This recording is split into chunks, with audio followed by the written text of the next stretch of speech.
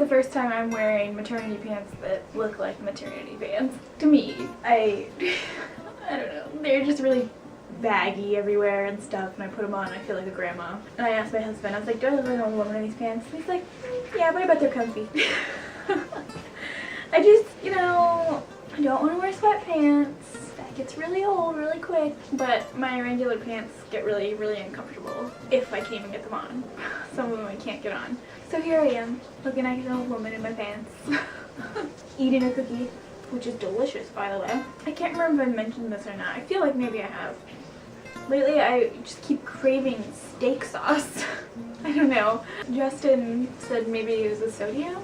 Probably. But tonight I made like a little stir fry thing just so I could have the beef dipped in steak sauce. I am crazy. That steak sauce was darn good.